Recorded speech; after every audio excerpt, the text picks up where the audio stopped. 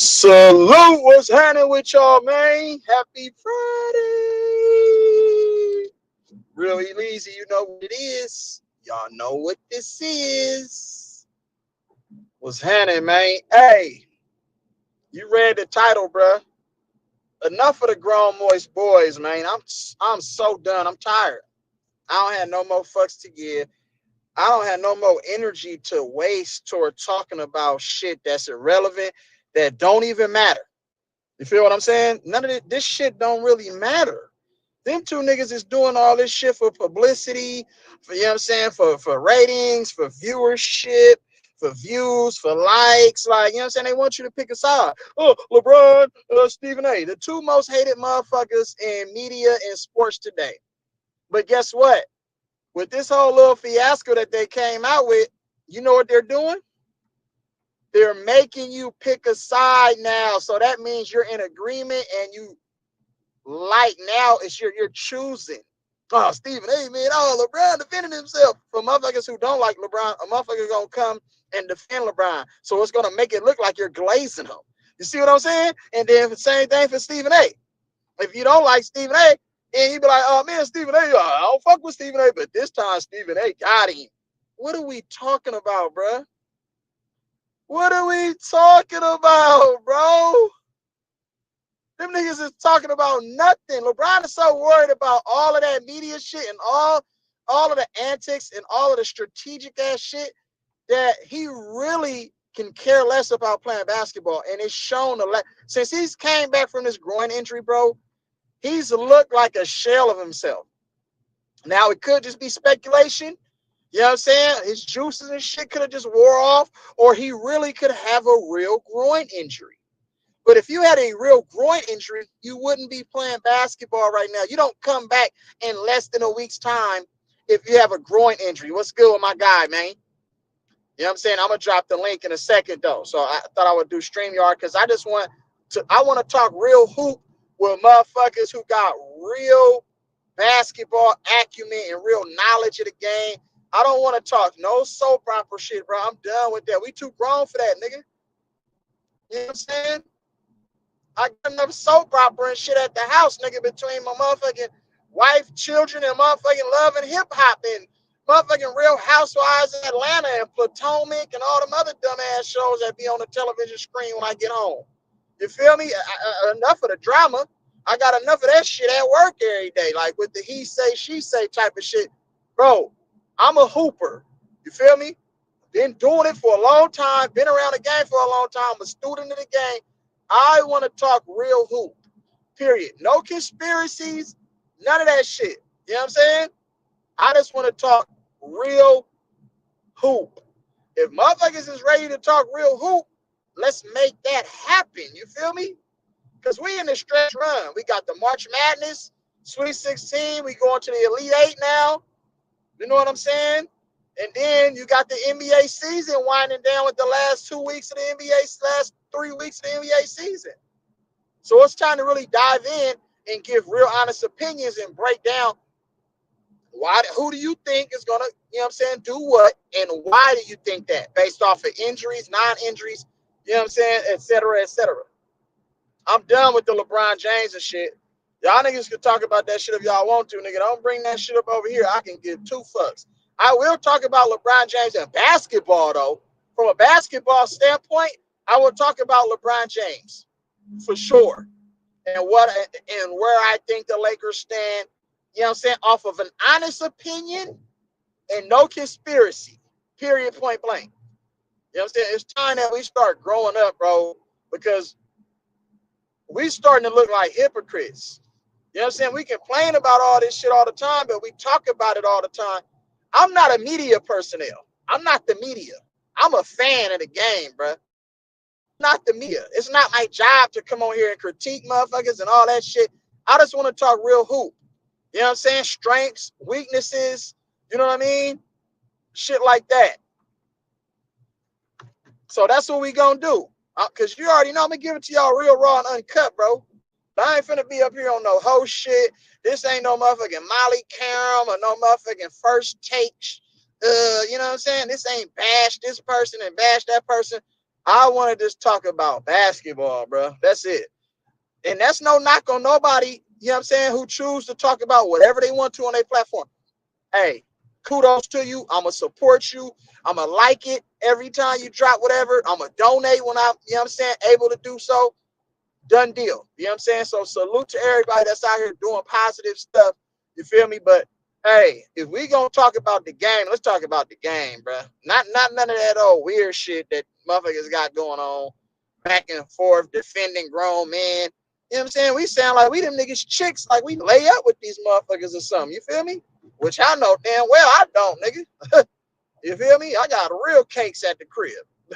You feel me? Right. Nigga, no BBL. Nigga, real apple bottom though. Right. Y'all niggas worried about grown ass men and shit. Nigga who ain't getting no trim. You feel me?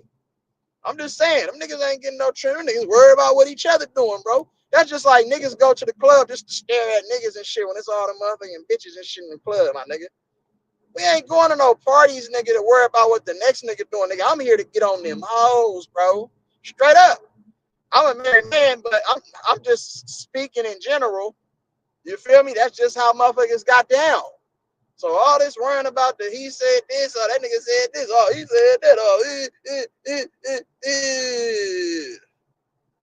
that right there, niggas getting played out, bro. Let them niggas live their life. Whatever's supposed to be exposed will be exposed in due time. That's just the way the world operates, bro. The lies will always be exposed, bro. The devil will always show his hand. Period. That's just how this shit work, bro. Salute. BJ, I thought you was gonna go live on something, bro. I was waiting for you. I said, fuck it, bro. Let me start me something then. You know what I'm saying? Because I just want to talk hoop, bro. That's it. While I'm driving and shit, I don't have no stand, nigga. I'm holding my phone. Hella unprofessional, but you know, that's real. You get real for me, nigga. You feel me? We'll flip this motherfucker over, nigga, 25 different times, nigga. You know what I'm saying? While we doing a motherfucking live, nigga, like the nigga in the like a nigga in that, hey, what's that insurance commercial? Is that the State Farm commercial? You know, the nigga that be having all the accidents and shit, and then that nigga be talking about insurance. Oh, shit, stop playing, bro. Y'all niggas crazy. Cocker! What's good, my guy, man? The real T, salute. Salute. Hold on, y'all. Let me get over real quick. Nigga just got off work, cuz. You feel me? Hey, Mayhem, bro. I feel like this motherfucking WCW. Remember that video game they had? It was Mayhem. Did they call it Mayhem? They had one pay-per-view back in the day, WCW. That shit, they called it Mayhem, I think. I forgot what it was, though. Ah, damn, these motherfucking freeways, nigga. Hey, man, I gotta go motherfucking to the. I gotta go down there to the motherfucking I gotta go to our motherfucking our local offices and shit, bro. These freeways is that fuck your motherfucking axle and your whole suspension up, bro. Potholes and shit. I'm like, nigga, where my tax dollars going, man? Motherfuckers tripping like fuck. This whole punk ass motherfucking roads up out here, man. They only do that shit in the urban areas, nigga. Like Oakland, Richmond, Berkeley, you know what I'm saying? Certain motherfucking places in Frisco. You know what I mean? When you go to the motherfucking white cities, though, and shit, they got the smoothest roads and shit. You know what I'm saying? A motherfucker just want to ride over there, even though they don't live over there, you would just take a detour just to ride over there, just so you can ride on smooth motherfucking pavement and gravel, nigga. I'm like, damn, this shit feels so. It's like getting your car wheels a massage. Like, nigga, let me take my car to these streets, nigga, to get the wheels a massage, nigga, instead of all the bumpy and, you know what I'm saying, unsettled pavement and motherfucking asphalt, nigga. I'm like, what the fuck, bro? You feel me? This shit crazy. Oh no, you're gonna start go live, nigga. I'm live, bro. What are you talking about, nigga? I'm live right now, nigga. You need to, bro. All right, bro. You know what you talking about? What you mean when I'm gonna start, nigga? I'm live right now, ain't I? Yeah, but we gonna talk who, bro. I'm gonna start giving more videos, bro. You know, but you know, life be life, my nigga. You feel me? That's why I ain't heard from your motherfucking big head ass, nigga. Because life be life, and right? Right. But it's all good. I'm just waiting until my children get out of school, and then I gotta pick them up and then head to the house. So it is what it is. You got some topics this weekend? Okay, pull up. Yeah, make sure y'all go follow the pull up, man. You know what I'm saying? Like, share, subscribe, and donate. He been working hard. He been working hard. But let's get into it, man. We winding down. We got, the Wild Wild West. You know what I'm saying? We got the week East. And that's just what it is. It's only like 3 teams in the East that really doing something. But I think to be honest with you, I think what's the name of the top? They're deadly though. Well, the East got, you know what? The East got about 4 or 5 teams. The West got about like 6, 7, 8 teams, like really that can really kind of like, you know what I'm saying? You never know that they can make a run, you know what I'm saying, and get hot just based off of the personnel. I know with the records and everything where, Minnesota is, they're still 40 plus win team. You know what I'm saying? I know they probably won close to 50 games last year, but they still right there. It's just one of those things where, they fell off a little bit because it's a lot of parity in the Western Conference, with the exception of the teams that's like outside, like the top 11, 12, like the 12 through 13, 14, 15. But other than that, man, I mean, it's competitive, bro, if you want to call it that. Like, you know what I'm saying? As far as like records, everybody is fighting and jockeying for position right now, though.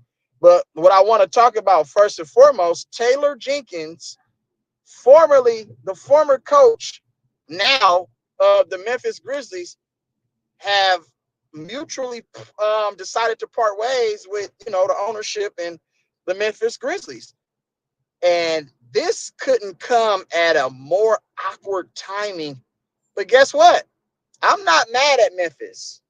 You know what I'm saying? I'm not mad at him all. I'm not mad if Taylor Jenkins asked to be like, you know what, remove Reed from this situation because we got players that's really not committed. And I'm talking about one Ja Morant. You told your motherfucking silly ass around, nigga, toting the gun gestures and like you hard and all this. And T Morant, nigga, you too. Yeah, I respect you as a father, bro. But I mean, the shit show gotta stop, bro. All the low managing and playing one game and then sitting out 3 and 4 games and then playing 2 games and then sitting out 7 games. I can't respect niggas like that, bro. You can't be considered one of the best players in the league and you can't even stay on the floor. At some point in time, bro, you got to suck up whatever injury or whatever you're feeling, you know what I'm saying, and get your ass out on the court because you owe that to the game. You owe it to your fans. You owe it to all of the players. You owe it to the game, bro. These niggas is hoes out here. It's hard to manage these different personalities. You know what I'm saying? Jaren Jackson Jr. want to act all hard and tough and da-da-da, but the niggas show up in a pink blouse and all this other shit to the games and shit, and then want to talk all this shit. I'm like, Jaren Jackson Sr., nigga, you raised these up. Y'all gotta start raising these moist ass dudes, bro. Like, you putting these niggas into society, and then when they had children, they gonna talk this equality shit. Oh, it's okay to be free. It's okay if you wanna stick your fingers and toes up a nigga asshole. No pun intended. You know what I'm saying? This is educational purposes only. Because if Donald Trump and the motherfucking Republican Party nigga can talk down on, you know what I'm saying, them motherfuckers, I should be able to speak in my motherfucking free ass mind as well.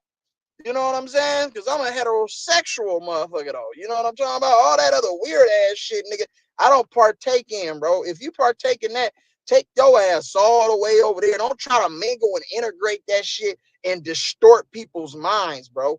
These players today, they're weirdos, cuz. It's like, man, what are we talking about, bro? Ja Morant is talented. You know what I'm saying? I agree with that part. But I'm do you have the heart and the will to be great though? How great do you really want to be? Because we're giving these players, we're already ranking them the best at this and the top this and the top that, and comparing them to the Allen Iversons and the D Roses and all these other players. But I'm like, bro, that's disrespectful to them. Them dudes sacrificed a whole lot, bro, to be considered the best at what they do. Like, you know what I'm saying? Just in my opinion, they did. So I think we got to do better.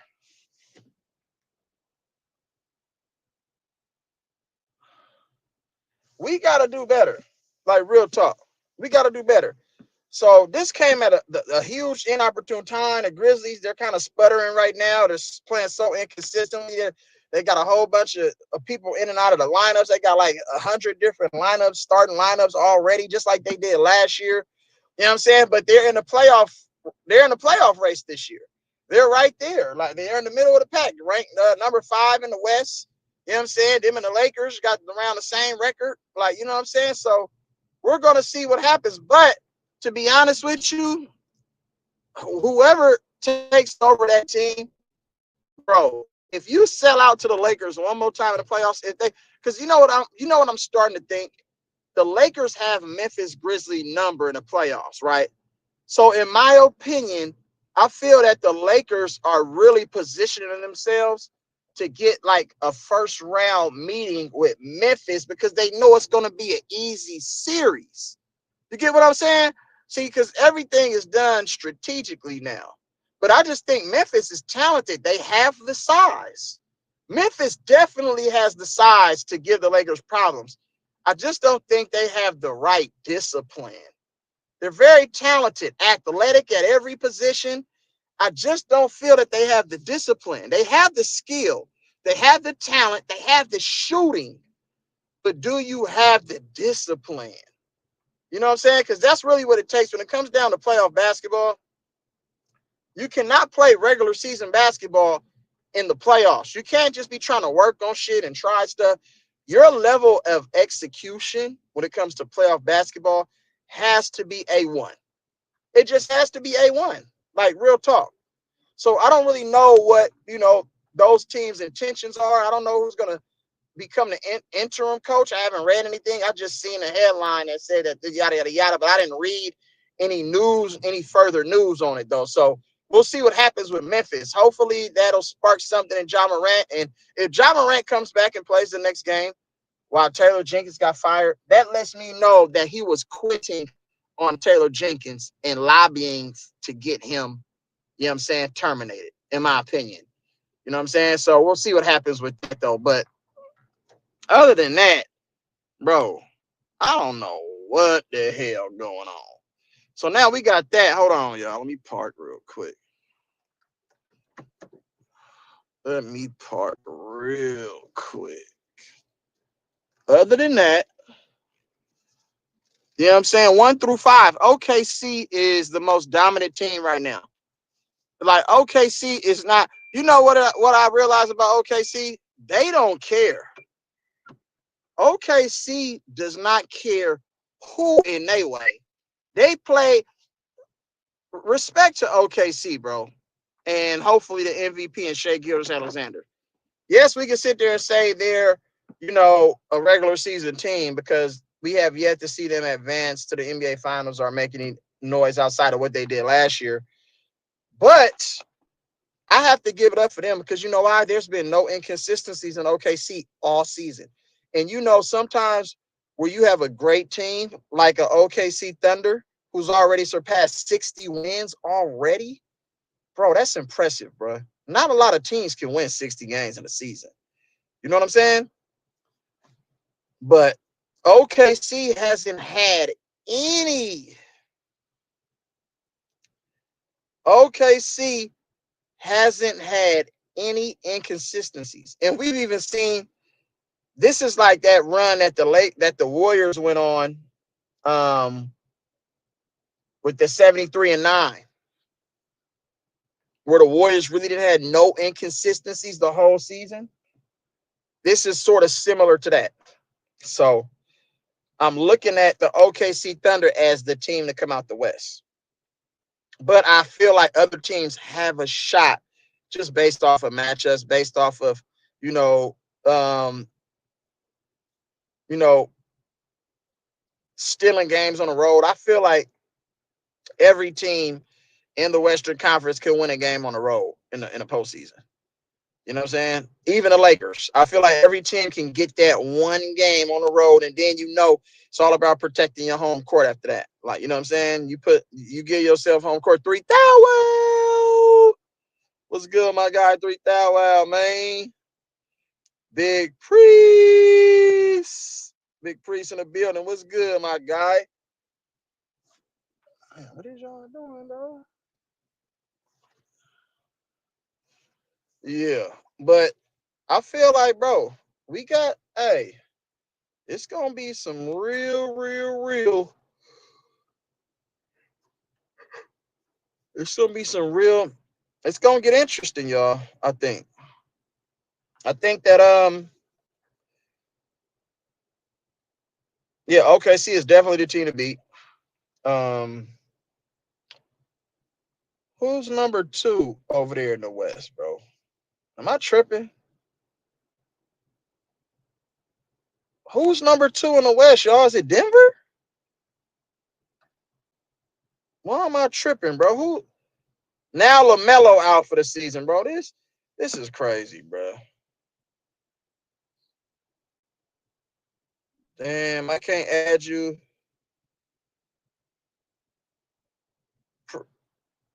Yeah, Denver. I can't add you. Shit. I can't add you as a damn. Can't add you as a mod, bro, because I'm on StreamYard. I could do it on YouTube. I don't know how to add on StreamYard though. Delete start comment. Okay. Yeah.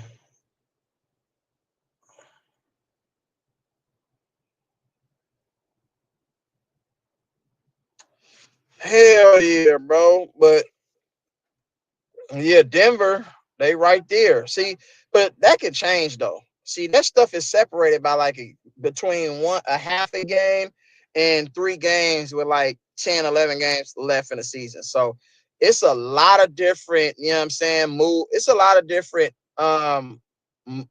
moves in the top from 2 all the way to 8. You know what I'm saying? It can shift, and every a couple games it can shift as far as the order. You get what I'm saying? T Sledge, what's good with my guy, man? Salute. So, but Denver, I think Denver has flaws only because if you attack Michael Porter Jr. and Nikola Jokic, put him in a high pick and roll, you know what I'm saying? And also Jamal Murray, those are your weaker defenders. Like, you know what I'm saying? So if you can turn a game into where you get up and down, I've seen where the Joker gets tired. I've seen where Jamal Murray gets tired real fast. Like if you was to just run, I'm talking about on makes and misses and just push the tempo, Denver will get tired, bro. Like they won't be able to sustain all of that jump shooting because when you tired and your legs is not there and you are a jump shooter and you need your legs, but you're tired, those shots are gonna fall short. You get what I'm saying? And it's a make or miss league, but you only need if you can get teams to miss about out of 10 possessions, maybe like 5 times, and you're running, man, you have the potential to really, you know what I'm saying, put a gap in between you and that team. Like you could score like maybe on 4 out of 5 of those possessions and be up double digits. You get what I'm saying? It's like, bro, that matters. Tempo, pace, all of that. That's why when the Warriors were out here running and gunning, they were just running people out the gym because the other teams weren't in condition.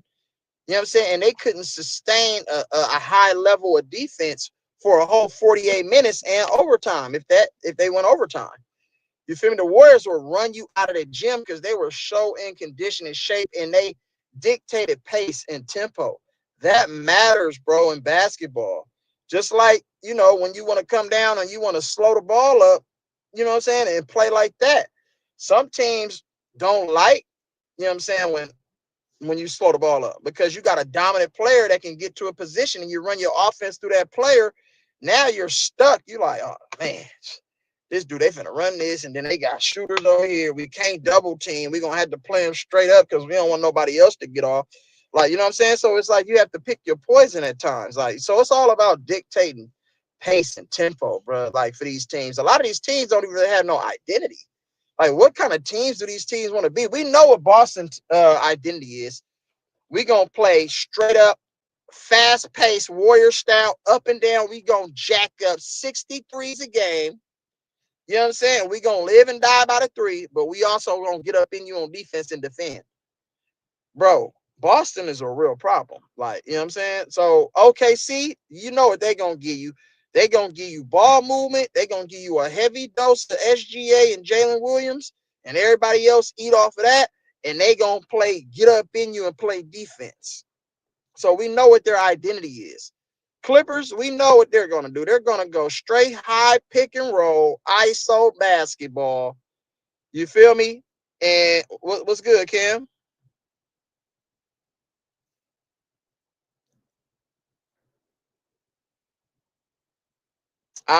I'm not gonna be able to call the game because I'm gonna be on the road, bro. I won't be able to call the game.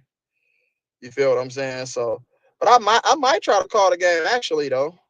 I might try to call the game. I might try to call the game from in my car. I'm gonna have to use one of my children's phones, and then I'll stream it on my phone, and then do a live play-by-play while I'm driving, bro. Nobody else in the history of this YouTube shit can do that, but me. I'm gonna try. I say that because I'm gonna be on the road when the game started. The game started what 5:30, right? 8:30 Eastern time. Is that correct? Because we in New Orleans, so I think that's the differential of what 3 hours, if I'm not mistaken, or 2.5. I think the game come on at 5 or 5:30, if I'm not mistaken. Correct me if I'm wrong. Yeah, they're a carbon copy, but they way better than that Rockets. They way better than that Rockets team, bro. Like real talk though. They'll run that Rockets team out of the building easy because they best players guard. You know what I'm saying? I couldn't say that for James Harden. He wasn't playing no defense. Like it was holes and stuff, you know what I'm saying, and gaps in their defense. Like, you know what I'm saying? Chris Paul really couldn't guard nobody either. You know what I'm saying, when he came over there. So um on that frontier, it is what it is though. You feel me? But I'm just hey, you gotta have an identity. Memphis, we know they don't have an identity. The Lakers, they have an identity, but their identity it fluctuates at times because you don't know, like, are they going to be a top 5 defense or then they just not going to play defense at all? Like, you know what I'm saying? It's the level of consistency for a lot of these teams. Even the Warriors. We know what the Warriors want to do. We want to feature Steph. We going to get the ball, let Draymond run the point. Now we got Jimmy Butler, who's sort of like Draymond. He going to run the show, slow the pace down. When they take Draymond out, they always bring Jonathan Kuminga and have him on the floor because he adds a different dimension and dynamic as far as athleticism and ability to play in transition and get downhill. You know what I'm saying? So, but I don't feel like they should do that. I feel like Jimmy Butler and Kuminga should play together. I would run a small lineup. I would put Dre at the 5, Kuminga at the 4, Butler at the 3, Moody at the 2, and Steph Curry at the 1. Because now you have length and size between 2 to 4. You get what I'm saying? Length and size, so you can because it's a perimeter oriented game. Like nobody really has a real big man. You got the Clippers with Zubac, and then you got Denver with the Joker. You know what I'm saying? So when it comes to that, I'm just gonna run, you know what I'm saying, a small lineup. If you're gonna play small ball, make sure you put your most talented, skilled players in those positions. Like, you know what I'm saying? I'm not gonna put a GP2 in a game, a Brandon Pazimski in a game. Like, you know what I'm saying? Like, I want people that's a threat. Now you can plug and play from that lineup. You can keep one of those guys on the floor. You can take 2 guys off at that time. And then you can take, and plug in like a Buddy Hield or Brandon Pazimski or Quentin Post, Trace Jackson Davis, et cetera, et cetera. But for him to switch out Jimmy Butler and Kuminga, he's doing his team and Kuminga a disservice, bro. I feel like Kuminga can get you 20. I feel like Butler can get you 20. Steph can go get you 35. Moody can get you 15, 10, 10, 15. Draymond can get you 8 to 10. You know what I'm saying? And then that's defense on the court. You feel what I'm saying? So It's like, bro, I don't understand it. Sometimes I just don't understand the coaching. It's just the coaching is all over the place in the NBA today. It's only a select few of teams that really got solid coaching. Like I would say that, you know what I mean? So, with that, I'm like, man, I don't really believe it's gonna be interesting though, but you know what I'm saying? I don't really believe. Oh, that's what we missed. My bad. Houston is number 2, not Denver. Denver is number 3. Houston is number 2. And for everybody that think Houston are frauds and they're getting lucky and they're a joke, bro, I'm gonna tell you this right now. If you don't think that Houston can make a run, possibly to the finals, you're tripping. I'm telling you this. I know Houston is very young, but they have veterans at the right positions. Dylan Brooks, solid. I know we talk a lot about Dylan Brooks. We call him trash and all of this. Dylan Brooks knows how to play basketball, bro. He knows how to get up under your skin. He's one of those Tony Allen, you know what I'm saying, James Posey, you know, Shane Battier type players. You love him when he's on your team. You hate that dude when you're going against him, though, when he's on the opposing team. So he's a solid piece for them, right? Veteran, been around, seen some things, played in some high pressure games. Fred VanVleet, you can say what you want. He understands how to run a team, bro. He has really good leadership skills. He's helped teams win a championship before. That Toronto team, he was a key component to that team. Damn, he got a torn. Is that what happened to him? He got a torn ligament? Damn. Get well soon. Bree, what's good with you? How you doing, sweetie? Yeah, he's tripping, man. Kurt is tripping. That man need help.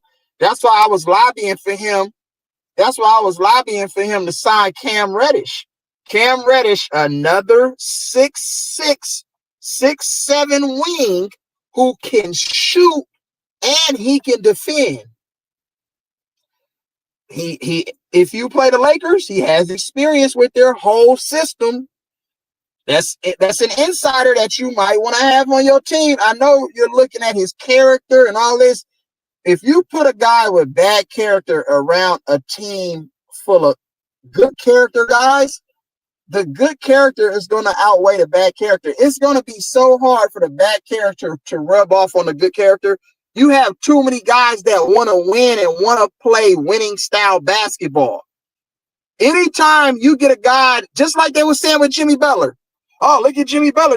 They was questioning his character. What happened when Jimmy Butler came to the Warriors? He was locked in from day one. It was all about winning. It was all about building chemistry and camaraderie with his teammates, having domino sessions and stuff, inviting people to his home and his coffee shops and all of this, bro. That's what good character, you know what I'm saying, in a good winning atmosphere and culture look like. You know what I'm saying? It has an impression. So to think that, oh man, if we saw Boogie Cousins, look what Boogie Cousins was for the Warriors. Boogie Cousins' whole rap and his whole image was tarnished, right? His reputation was tarnished in every other place that he played for. When Boogie Cousins came to the Warriors 2019 season, 2018, 2019 season, what happened? He helped us get to the chip. And he played pretty well. He was playing really, really well before he went down with the torn quad muscle. Remember that, y'all? And then later on in the season, he came back. But what was he? He was a true professional, right? Wasn't he? Can you say that? We could all say that Boogie Cousins had an impact on Draymond Green, the Kevin Durant, Draymond Green situation. Who was in the middle of that trying to diffuse that situation? Boogie Cousins. But he got a bad rap because they wanted him to be somebody he wasn't. See, they try to change you in the NBA. You know what I'm saying? They try to change just who you are and things that your morals and your beliefs and everything. Like, you know what I'm saying? Boogie Cousins could still play today if he wanted to. Dwight Howard could still play today if he wanted to. To be honest with you, he just can. You know what I'm saying? But I would love the Warriors to give a thought to Cam Reddish. I think Cam Reddish is a far better talent and player than Guy Santos, in my opinion. I know we signed Taron Armstrong from overseas, but he hasn't even touched the court yet. Like, so I'm trying to figure out, why did you go get that player from overseas when you knew there was going to be other players in the buyout market? Lonnie Walker the fourth. Like, you know what I'm saying? You've seen what he did to you in the Lakers series a couple years ago. You know what I'm saying? Lonnie Walker killed the Warriors. Lonnie Walker can play basketball out of the University of Miami, the U. You know what I'm saying? Drafted to San Antonio, good culture, good, you know what I'm saying, program, high character, you know what I'm saying? And then he bounced around. So I'm like, what is it, bro? Why like certain players don't, why certain teams don't want to like go after certain players? That's stupid to me. You have enough influential, impressionable guys on your roster with, they'll fit right into the culture because it's all about winning. They're going to have a chance to do something that they never had a chance to do. So I'm pretty sure that they're going to fall in line because winning cures everything. Oh, we get to play with Steph Curry and Draymond Green, or we don't have to go against them. Oh man, and they like to shoot threes. Oh man, and you get to, you know, have a little bit of free will in this offense if you just run this offense correctly, and and the culture is so good, and and everybody raves about how good the Warriors culture is. You think those players wouldn't want to be a part of that? Think about this.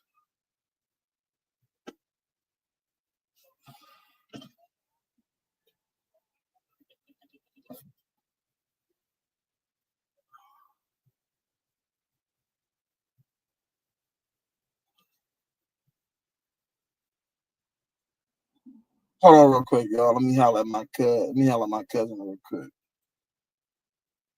He took that nigga park. That nigga probably hella mad.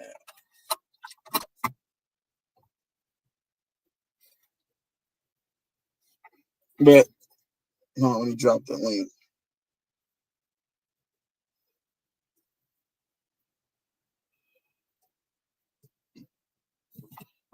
What's up, bro? You good?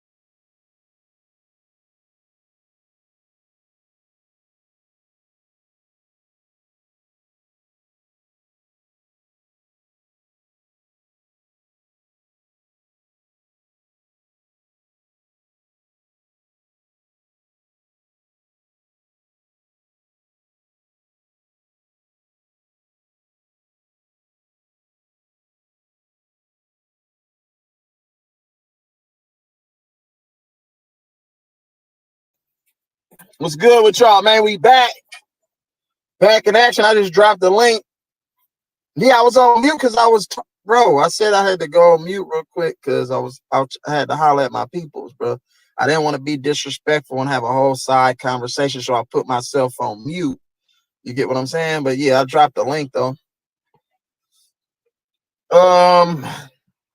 The Knicks are very interesting. These last 2 weeks of the season is going to tell me a lot about the Knicks. They have to get Jalen Brunson back. If the Knicks don't get healthy, they're done.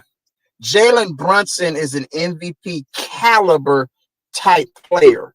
You need your main guy back. They can't do anything because they don't have the leadership like that. They just got a bunch of nice guys over there. I mean, it's a little bit of dog in a couple of those players, but they don't really have that dog. Jalen Brunson got that. He gonna keep coming. He gonna let you know about it too. So I think the Knicks are in a really, to be honest, bro, the Knicks are in a really good position. Number 3 in the East. You get a first round home court.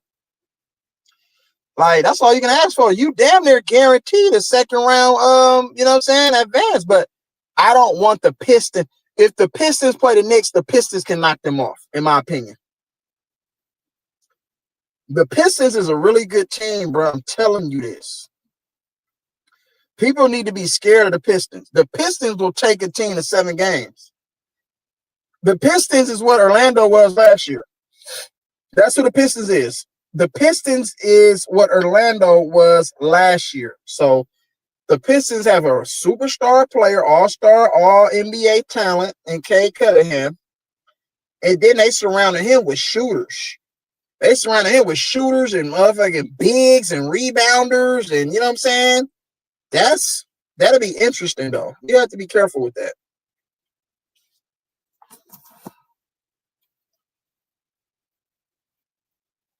Yeah, but it's out there, bro. Y'all, if y'all trying to come up, it says, why do you keep praising the Clippers, bro? I said the Clippers will win a championship. The Clippers are really supposed to win a championship this year. But the whole Kawhi Leonard thing and then Norman Powell getting injured and them trading people and trying to figure out their rotations and their coach being in and out of the lineup, it's just too much going on over there with them, bro. Like, you know what I'm saying? I just don't know if the Clippers are going to be able to get it together to where they can make this stretch run. Like, we just don't know what they're going to look like in the playoffs. We know what Kawhi Leonard will look like in the playoffs. James Harden, we got a sense of what he will look like in the playoffs.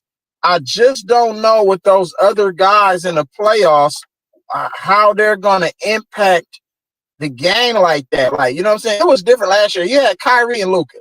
Can we agree that Kyrie and Luka is a much more of a, I would say, a more efficient scoring threat than the James Harden, Kawhi Leonard? Like, let's just match up Kawhi Leonard.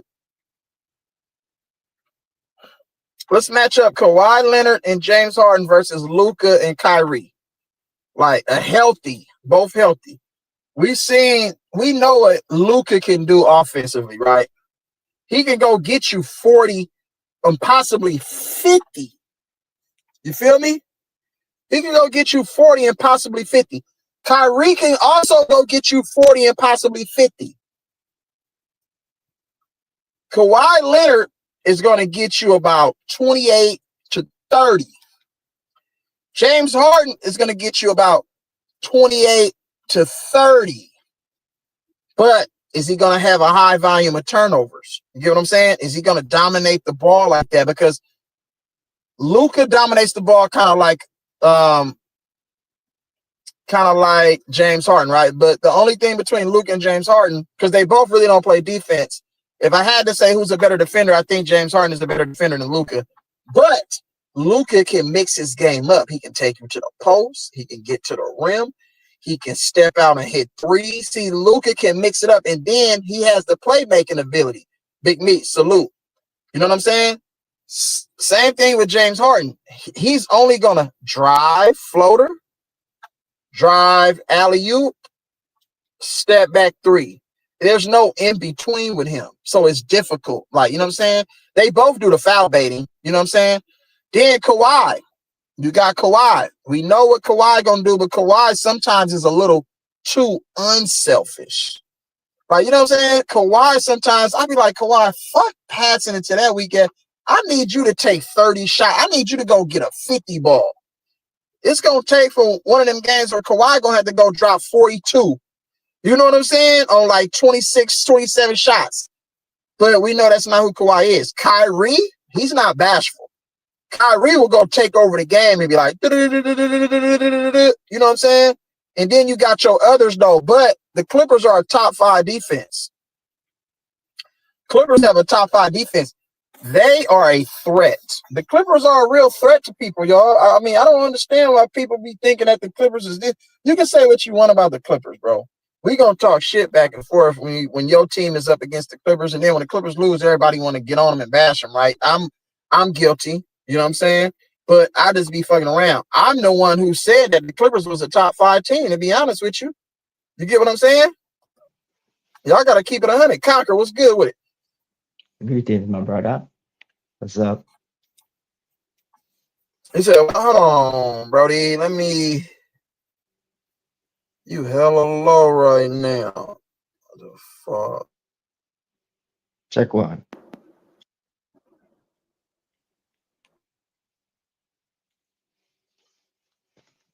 Yeah, bro. How about now? How about now? Yeah, you good. Better? You good. Yeah, Nice, nice. it was on my side. That's all. Mm. Yeah, the Clippers are a really good team. Top 5 defense. They have really good coaching outside of Ty Lue, because sometimes I don't know what Ty Lue be doing with his lineups. Kind of like remind me of Steve Kerr. You know what I'm saying? And Oh yeah, yeah, yeah. Zubac True. is huge. People don't realize how huge and strong Zubac is, bro. He moves people. When Zubac backs you down, he moves you. Like, you know what I'm saying? Then he got that left hook. He got that left hook, you know what I'm saying? Left, right. So, yeah. Clippers Like, got that. Clippers got the ideal players for what's recommended in today's defense. That's 6'7" lengthy guys who the close out, lengthy close players who closing out, and the perimeter is yeah. always protected, and that Ben Simmons pickup is huge. Like Right. so. Big Simmons. They're big too and long. You got Derrick Oh yeah, Jones man. Jr. long, can stretch the floor. You seen him, what he did to help the Dallas Mavericks get over them. He was one of the reasons why the Clippers didn't beat the Dallas Mavericks. You know what I'm saying? His defense on, you know what I'm saying, Paul George and James Harden down the stretch in some of those games, it was huge. Him and PJ Washington was huge, and Daniel Gafford, they were huge. You know what I'm saying? And Dallas's run last season going to the NBA Finals. So now you got Derrick Jones Jr. on your team. So that adds another threat, to be honest with you, because you can put him in a dunker spot and he gonna catch those backdoor lobs. You know what I'm saying? And he gonna knock down his corner threes at a high efficiency like he been doing. So I mean, it's all gravy, bro. That's why I'm saying, bro, I gotta keep it from a basketball perspective. I'm gonna be honest and be real. You know what I'm saying? But it's just, what kind of James Harden, what kind of Kawhi Leonard are you going to get? Those are my biggest question marks, because you need both of them to be at MVP level. You know what I'm saying? In order to make any kind of run. If they're mediocre, they're not going to win. I think Kawhi more his health. Like once he stay healthy, I think you know what you're gonna get from Kawhi.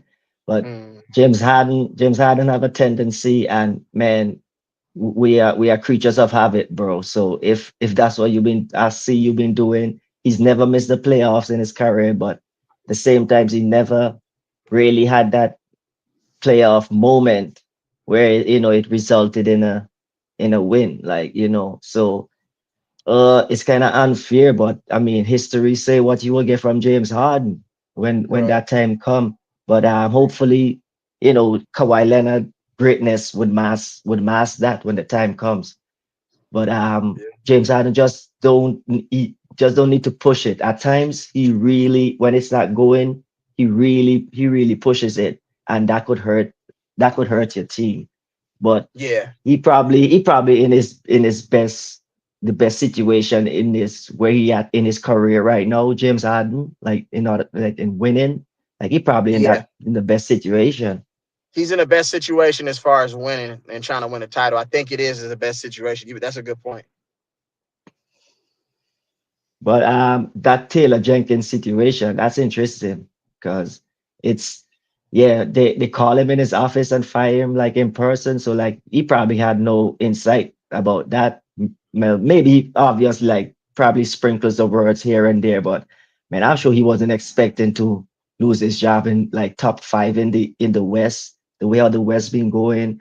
And honestly, I think he's been like in terms of his players, like we give all other teams are giving injury passes, like most of his stars has been in and out. Like Ja Morant have always been injured. Georgia Jackson can't get a full season from him. Like a Hmm. lot of goofy stuff go on in Memphis, but somehow they still win.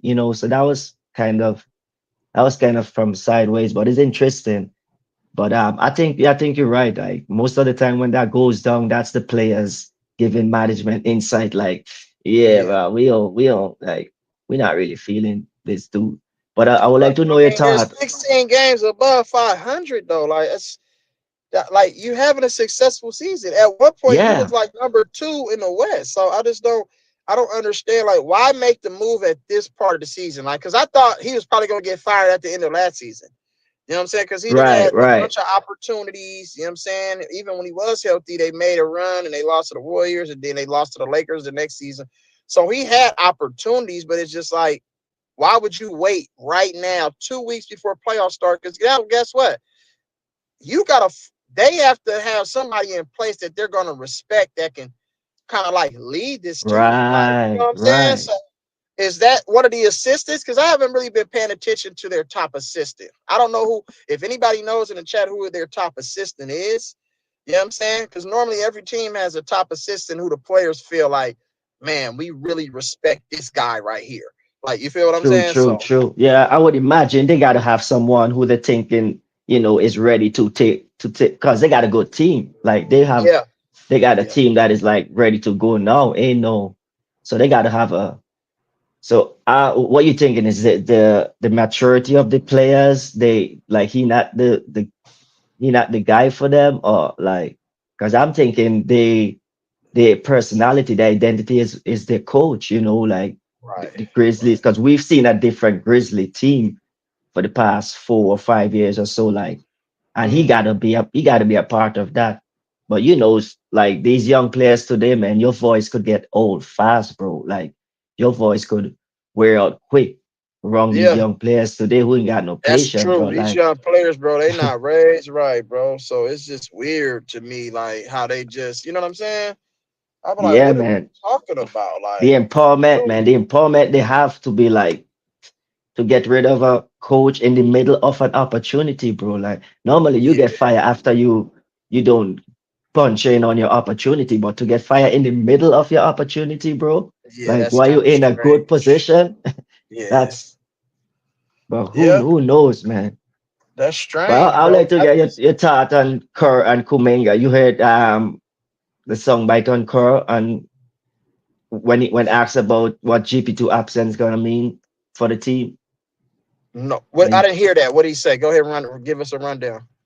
So he basically say this is a time for Kuminga to step up and take and do what GP2 does. So he said he's gonna ask Kuminga quote like to be the point of attack defender, pick up guys from 90 feet, harass. So we're gonna put Kuminga on the best player on the other team and ask him to be that point of attack defender. And I'm a little confused with that. So because if you're saying this as a coach, that means you believe he can do that. He has the ability to do that. So if you believe he has the ability to do that, like why bench him in situation where you need defense, a la the Atlanta game? Like why bench this? I'm so confused with this, bro. I Hey, what did I tell you about this dude, what the Kyrie? fuck? Like, he makes no sense whatsoever. You're giving him false expectation, idiot. Is that your expectation? But he does. It's like you're saying that out of your mouth, but you're showing the opposite. Hey, Like yeah, you what didn't you practice just what you're said. preaching, He man. scored 16 first half points. He was the reason why we even trimmed the lead. while we Yeah, were to even in the 11 game, or whatever. right? Yeah, you're right, bro. It's All of a crazy. sudden, he plays 4 minutes in the third quarter, and he doesn't play for the rest of the game. And today in the interview saying, yeah, we believe he can do that. We believe he can. Did It's you so believe 3 games contradicting, bro, and ago? that's why I say he gotta go. I He didn't love believe Jonathan 3 games Kuminga, bro. One ago? of my favorite. Man. He's one of my favorite. Jimmy Butler and Jonathan Kuminga, two of my favorite players in the NBA today. But, So, oh, man. bro, if we're not gonna use Jonathan Kuminga the way he should be used, I don't know if it has anything to do with money, because everything is always centered around money. Because if Jonathan Kuminga comes out and performs and shows that he's one of the best players on our team, they have no choice but to give him the money. He's a restricted free agent. So what they're going to try to do, they're going to say, oh, well, yeah, he didn't live up to the expectations because you didn't give him you didn't give him leadway. You didn't give him a chance Well, and an opportunity to showcase that he's a max player. if I could That's remember, how I feel. I can remember two, Leezy. I don't know how much you can. I can remember twice Mm-hmm. when they give Kuminga this opportunity. Once when Wiggins got injured, Mm-hmm. Kuminga killed it. Then Killed it. Wiggins came back and immediately Kuminga went back to the bench. Went back to Wiggins the came back bench, against the bro. Kings. Wiggins came Yeah. back against the Kings, and Wiggins was horrible in that game, bro. Missing wide open corner trees, and Yeah. Kuminga went right back. So that was a Yeah. time when you're given the opportunity, he proved himself. But when um when Wiggins came back, which is the reason why he got the opportunity in the first place, injury. So look out that is only on injuries these opportunities are given. Right. Crazy. So he went right back. So that's you broke that promise the first time because Mm-hmm. everybody is saying like, well, you got to play the kid now. He showed that he could. All the analysts were saying that like, yeah, he showed he can play now. You got to play the kid now. So that was one time. You didn't incorporate him in the system after that. The second time was earlier this season. Remember when Green? Oh, you froze. Can you hear me, Lizzie? Oh, there. No, I can hear you. Yeah. The second opportunity was earlier this season when they were saying like, yeah, he's ready. I remember specifically in the interview when they asked Steve Kerr, I think it was after the Rockets game. I Uh-huh. think Kuminga had like back-to-back 30 point games. One of those games Curry Yeah. was out, and they asked Steve Kerr, and he was like, he just gets it, he just gets it now. When he's killing it. Then he got injured. He come back now and he's like, Kuminga got to fit in. He just got to fit in. So somebody Yeah. who was so important, he got to fit in. You as a That's like, that's he got to wild to me. fight him. So, like he got to fit in. So that time he's not that important to the system as you claim he was before he got injured. And even Yeah, he's Draymond very Green, condescending, bro. He's a very yeah. condescending coach, So bro. I'm confused with all this. Now you're gonna ask him to play a position that is And like remember, unique not, to not to cut you Warriors. off, bro. Hey, remember when they said, "Oh, we benching Dre, we bringing Draymond Green off the bench. We gonna start Kuminga in his position." He's ready. They're saying he's ready. Even Draymond is saying, "Yeah, we think he's ready." That was the talk before he got injured, Yeah, see before when the things Jimmy like this trade. happen, bro, it's all political. I don't want to get into that, but it's that's just what it is. That is straight a strategic move to try to keep him from getting paid, from them paying him. They want to be able to because remember he rejected a contract offer. He rejected that 30 million because he feel like I'm worth more than They that. don't like that. They don't Like, like you know when what you I'm do saying? And that. they They don't don't like like when you that do. he's betting on himself. I'm not mad at somebody that's betting on themselves. If you know in your whole heart of hearts that I'm a 30 point per game scorer and I can help a team do this, A, B, C, and D, I'm not mad at that. You feel me? But the Oh Warriors man, just don't think so. So it's sad, man. It's real sad. so yeah, I don't know if he's actually meant that because I saw a situation where Kaminga proved himself when you claim an opportunity is here, and for whatever reason, whenever the reason for the opportunity comes back square one, Yeah. he's gone right back to where he was. So Yeah. I don't know. I'm not sure if he plays good for this 10 games when Uh-huh. GP2 out. As soon as GP2 come back, you're not asking him to do something, a different role again. Like the dude had three different roles this season, bro. Like you asked Yeah, him to that's do three crazy. different things. No, you're gonna ask him to defend Luca and James Uh, Harden. Like, come on now. You're setting up and the you kid know to what? fail, bro. And guess what? I don't like the fact that you like, dude, you're telling the whole rest of the NBA what you're gonna do with Kuminga. Why not Yeah, just surprise everybody and just keep our game plan to ourselves? We just exposed our hand. Why would you say that, bro? Oh, we're gonna use him as GP2. He's gonna guard the best player on the other team. How about you don't even need to say that. Just say that in house. Just let Kuminga know your assignment's to guard the best player on every team. So when the game time comes and now you tip off, now the other team is like, damn, I wonder who's going to be guarding me tonight. And then they'll yeah. have to make adjustments, you know what I'm saying, based on That who they thought psychological was going to battle. guard them. You feel? Oh, we didn't know that he was going to be guarding us tonight. You get what I'm And they saying? do It's like that. you have to Yeah. play chess, bro. It's not checkers. This is chess. You got to They hide do your that. hand, bro. They do that the last game. They used Steph Curry as they were giving insight. Like Steph Curry might be back, might be back. Having the Miami Heat thinking, man, do we gotta they knew all along Steph Curry weren't playing, bro. They knew he wasn't playing. Yeah. They knew he weren't playing that Miami game. Ain't no way, bro. Like he was gonna play that Mhm. Miami game. Right. They So came out flat as um hell. so Kuminga, we're about to see more of Kuminga according to Steve Kerr. But as soon as he don't do what GP2 does, because only GP2 could do what GP2 does, bro. Like, come on, Right. man. And that's what I don't understand. Like, He be, oh, I come want this on, player to be man. Kevon Looney. Oh, I want this Like, player to be no. Draymond Green. Oh, I want this player to be this. Nigga, Jimmy Butler came over here and turned straight into Draymond Green. That nigga be passing up wide open shots. I'm like, dude, why would you pass up a Man, shot to get a ball to weak ass motherfucking Brandon Podzimski? It's just like, and bro, Steve Jimmy Kerr, Butler, go man. watch Jimmy Butler Mhm. highlights in Chicago. Don't watch Miami highlights, bro. You can watch some of Miami highlights.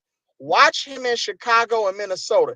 Jimmy Butler was a way different player. His level of assertiveness and aggression was Yeah, yeah, crazy. He know how to take exactly. over the Yeah, in game, bro. Chicago for real. And his jump shot, he actually shot real jump shots, meaning that he elevated off the ground to shoot. Now he has this shot to where he just stands still and just it's Yeah, all he wrist jump action. shot look. I'm like, dude, what are you doing? Sometimes, yeah, sometimes when he get in his action to his, he look like he forgets like his jump shot look weird sometimes for real. I don't know if the time he missed from No, games, it's but Miami. Miami did that to him, bro. That's why I feel like when you go see Wiggins is playing his game. Wiggins is shooting threes over there. They really don't allow your wings like that, like to shoot threes. But Tyler Hero can shoot threes. Like, you know what I'm saying? See, when Miami Heat start letting them players shoot threes, see, Dwayne Wade didn't shoot threes. He was everything mid-range. You feel what I'm mm, saying? playing the Jimmy mid Butler, range game. they turned Jimmy Butler jump shot off and they wanted him to be more of a facilitator and shoot all mid range. Jimmy Butler didn't shoot that many threes with Miami. His percentages from 3-point land in Miami was terrible. Man, Jimmy playing like when he got KD and Jordan Poole on the Warriors. This man is passive, a little bit too passive, bro. Too passive, bro. I'm like, take over the Like, game. Nigga, I need you to drop 30.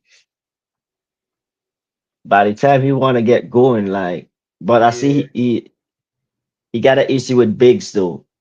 But he show his Yeah. age. Jimmy, he don't want to bang too much, bro. Like Mhm. you could see sometimes, like he's really a playoff kind of player, and I don't know how much that could go down in the West, bro. Like I don't know Yeah. if he could play that 55, only play 55 games per season. Like Mhm. next season gonna be interesting to see a full season with Jimmy Butler, bro. That gonna be.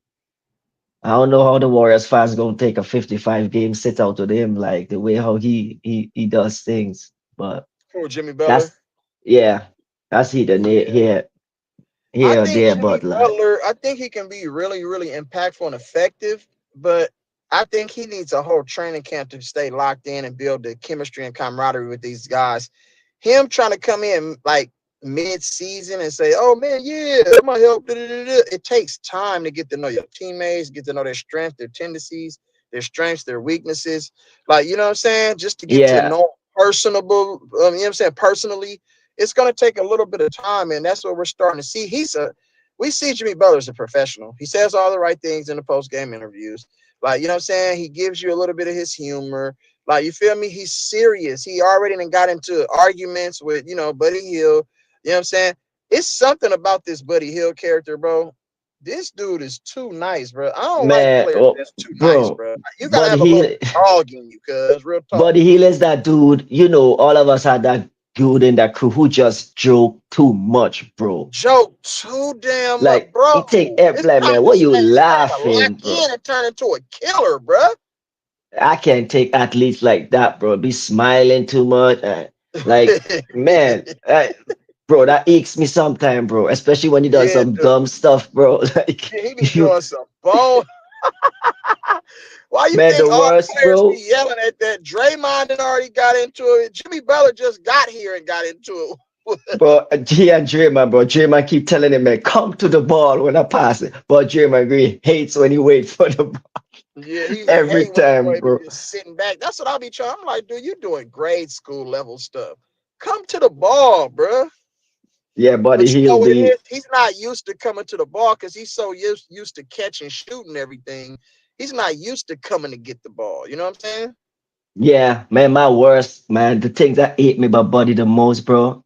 He's missing, and then someone get to the free throw line, and he got this thing where he go and he touch the ball after the referee shoot the ball. I'm like, man, if you don't get your cold ass hands off the ball, bro, man, stop I touching hate the when he damn do that, ball, bro. bro. When the other team shooting free throws, he'll come and ask the referee just to feel the ball. But I'm like, man, that shit ain't gonna make you shoot You're right. better, motherfucker. You over here irritating, irritating mother.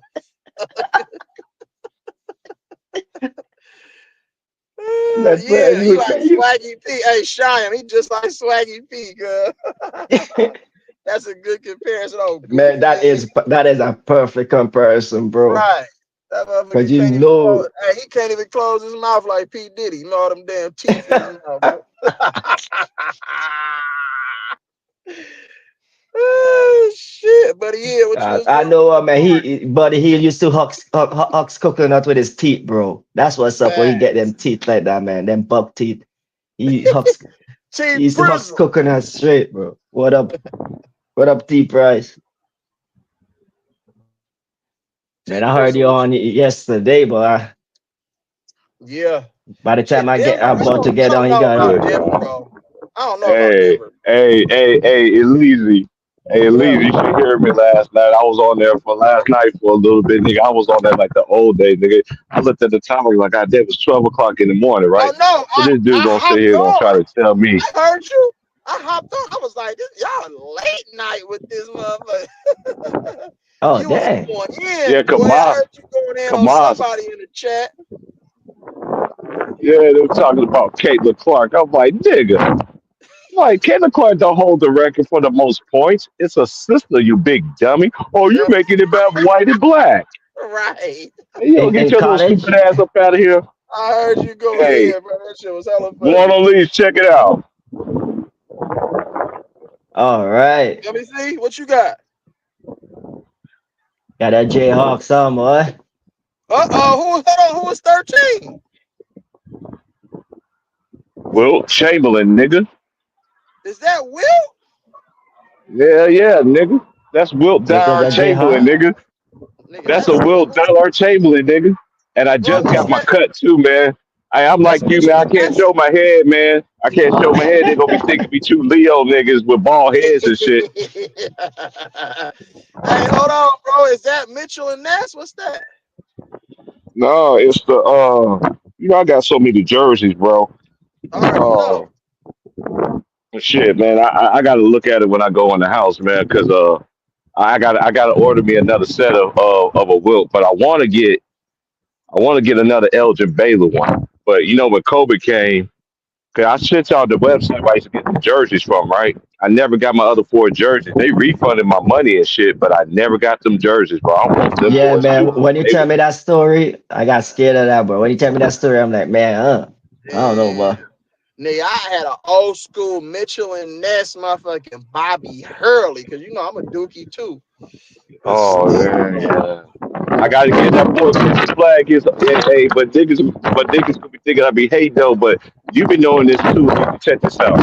They What? always looking for a great white hope in sports, especially in the league, because Oh yeah. Mm-hmm. Oh yeah. they know the brothers, and everybody's like, "Oh, you taking shots at Cooper?" Like they did the same thing with Caitlin Clark. They gonna talk about Asia Reese. Like, why is everybody hating on Asia Reese? I don't understand that energy. Why? Because she beat Caitlin Clark for the chip, nigga, Yeah. for the That's chip. exactly why. For the all marbles, well, she got her get back. Yeah, she got her get back. What happened to her though? They It was trying wasn't to for the. cheat It South wasn't for Carolina all the last year. marbles, though. It wasn't for all the Man, marbles, y'all bro. missing You the missed game that. right now, bro. South Carolina in the dog fight right now with Maryland, bro. Are they? Hell yeah, nigga. I Hey, saw you was Maryland. on, nigga. Hey, Man, Maryland Maryland's is official, tough, bro. bro. Maryland always, as my boy said, my homeboy just texted me, was just like, man, that Maryland lady, man, made me want to bust my mayonnaise on them knackers. Paul's like, man, Wow. that's somebody's daughter, man. Bro, That's you somebody's control your husband. urges. That's Man. that's somebody's husband. That's somebody's wife. You know what I'm saying? You So you know, watch the it's like, dude, game, you Wait, gotta bro. stop who you that. talking about? Who is it? The coach for Maryland, Coach Oh, damn, Freeze. I don't even know. Yeah, Is Coach she Freeze. tough? Man. Eh, Yeah, Is she hey, caked she, up hey. though? She must got cakes. She ain't caked up like that sister that's down in Louisiana. Lord have mercy. Oh yeah, that's it. Woo! When I seen that Ooh, online, I was like, hold on, I was bro. That's like, her name Megan. don't I say go you gotta try to figure out how chasing to get with Megan. waterfalls. Stick it to the rivers and the lakes that you used to. Hey, that was a cold But ass I man. right think you're there. moving too fast. But I seen that as well. I was like, Lord, I'm like, geez, I gotta get on my knees to pray right now. Like, Lord, forgive me. Right now, Lord right have now, mercy. Oh my Lord. I'm like, man.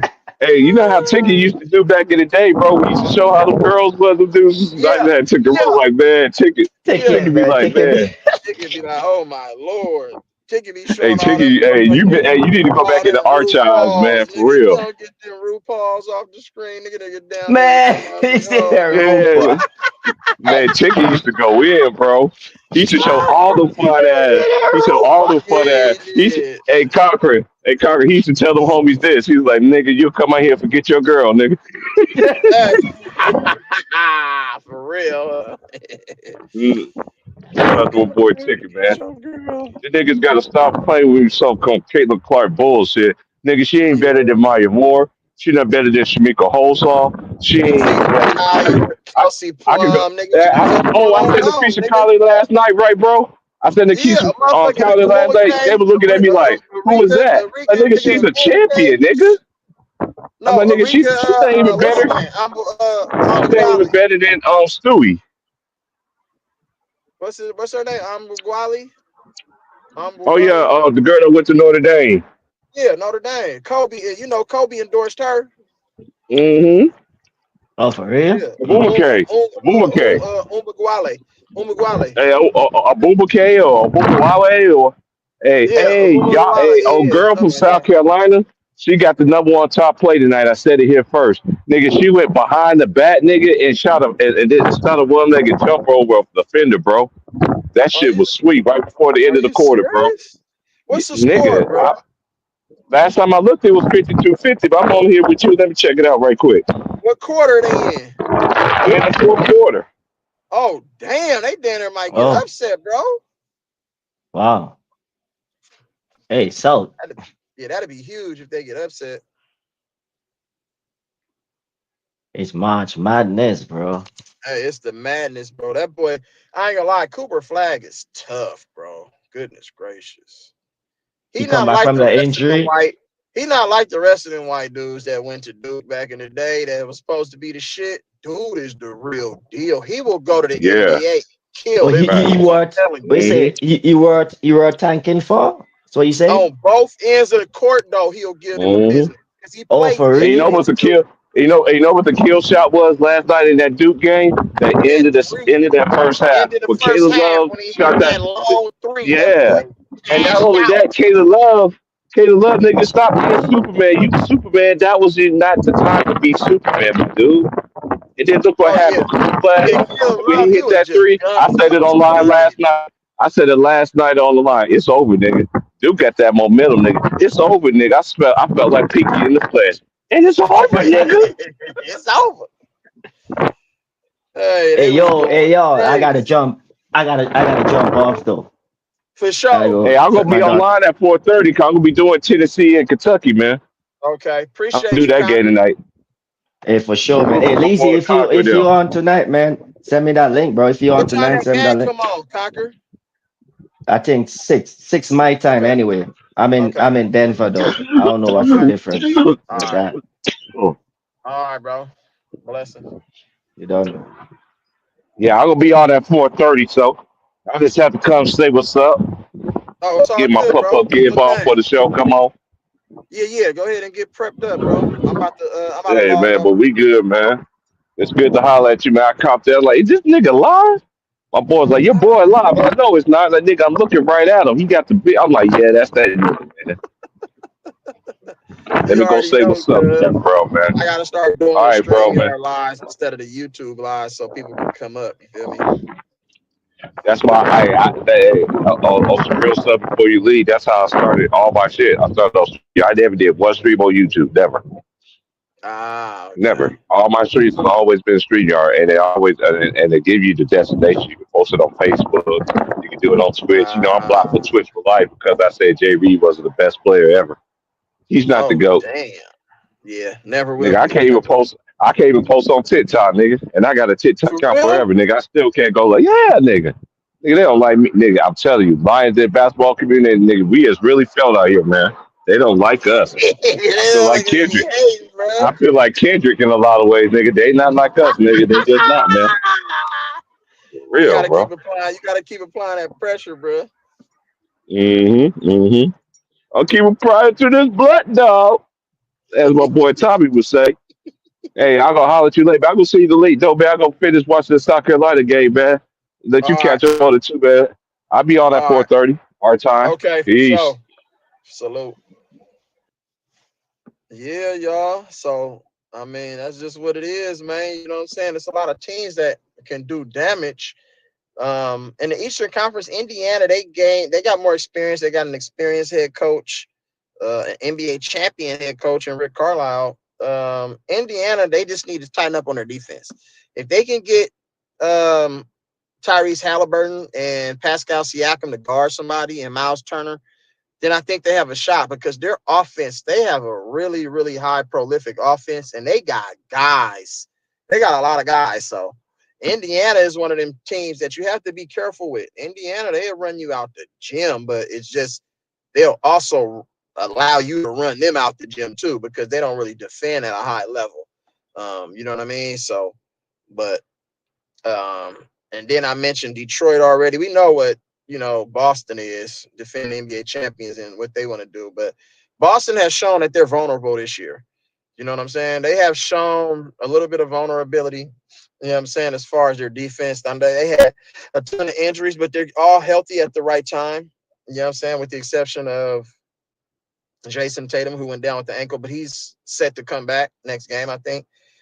But bro, they was I'm just saying it was on rough. Like, they can't I don't think I think that they do have some holes, like you know what I'm saying, because they allow teams to come back and they'll play down to the level of the competition and they'll start turning the ball over and you live by the three, die by the three. Sometimes I feel like they shoot too many threes where they could get more mid range and attack the basket more and get more easier looks. Those threes not always gonna go in, like you know what I'm saying. So um with that, yeah. And then Milwaukee, yeah, they're about them. Milwaukee's a middle of the pack team. I think Giannis' time and Doc Rivers' time is coming to an end over in Milwaukee. I could see Darvin Ham taking over in Milwaukee. You know what I'm saying? He used to play for Milwaukee. So I could see Darvin Ham becoming, what's the name's predecessor, like real talk. And I could see them flipping Giannis for somebody because Giannis really isn't the same. Giannis when Thanasis is not around. When Thanasis is not on the team and on the bench, you know what I'm saying, in the huddles and you know what I'm saying, the locker room, it seems like that's like his kryptonite. Like Giannis is not really he's not engaged. Like, you know what I'm saying? They foul him a lot. He don't hit his free throws. You feel what I'm saying? He's capable of getting numbers, but what kind of impact is he gonna have on winning? Like, you know what I'm saying? Is he gonna he doesn't defend at a high level like he once did when he first got to the league the first couple years, you know what I'm saying? So it's just Milwaukee is like, you know what I mean? Dame is injured now, one of their best offensive weapons. So essentially, you replace Drew Holiday with nobody. Even though Dame has played, you know what I'm saying, most of the last 2 seasons, but Dame is injured now. So if Dame is injured for the season, now this Drew Holiday thing looks like it was a terrible move. Like, you know what I'm saying? Because you don't really essentially have anybody in his place. You know what I'm saying? You didn't do well with your draft picks. I thought you should have probably kept you know what I'm saying, Camp. You know what I'm saying? Marshawn Camp, but you let Camp go. You know what I mean? But I don't know what Milwaukee's doing. I just think Giannis's tenure as a Buck is coming to an end. You can see him probably in a Laker uniform, you know what I'm saying, eventually, in my opinion, because I think that's what Brown was lobbying for. He was really tampering. To be honest, y'all, LeBron was tampering when he said Giannis can score 250 points in the 70s. Like, real talk. Let's just be honest. Like, you know what I'm saying? He was tampering. You feel me? He's lobbying for a way to, you know what I'm saying, get, you know, him to come play with Bronny. That's all it is, bro. You have to pay attention to the strategic stuff that LeBron does. You feel what I'm saying? So, because it didn't make no sense to mention Giannis at that particular moment. Why is Giannis's name in your mouth? You know what I'm saying? When you're talking about eras, because you could have put yourself in that equation and say, "Oh, I would have scored 250 points." You know what I'm saying? Back in the 70s, like, you feel what I'm saying? So, you just gotta be careful, bro. You know what I mean? So,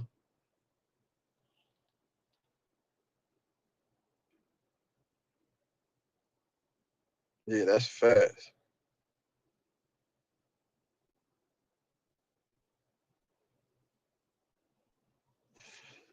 That's facts. But Cleveland, I don't know. They kind of hit a rough spot on this road trip, and then they could start winning the last couple of games. But they play Sacramento and Utah. I can't really measure you up against those teams because, first off, Utah is a bottom feeder. Utah is playing for lottery picks. They're just throwing out any kind of lineups out there. They're not really trying to be competitive. You know what I'm saying? And Sacramento, they're just right in a playing situation. So, you know what I mean? I don't really take them with a grain of salt. Who are you when you're going up against the like the top tier talent? I'm talking not earlier in the season, but at this stage in the season. I just think that they're fool's gold, though. I know they had a great season already, one of the best seasons that Cleveland Cavaliers ever had. They have a lot of size. I like Darius Garland a lot. Evan Mobley is really good. I like you know, some of their players. I like Ty Jerome. You feel what I'm saying? But it just seems like that Donovan Mitchell will hold them back. Because when Donovan Mitchell is not, you know what I'm saying, his shot isn't going and he's not clicking on offense, what is he really doing to impact winning? Like, I always felt like that about him. Like, you know what I'm saying? So we'll see what happened with that. Yep, just like Kim K, Brody. Orlando plays Cleveland really, really well because they just match up with them for whatever reason. You know what I'm saying? If Orlando didn't accumulate all those injuries, Orlando would be a top 5 team, bro, in the East. They just had a shitload of injuries.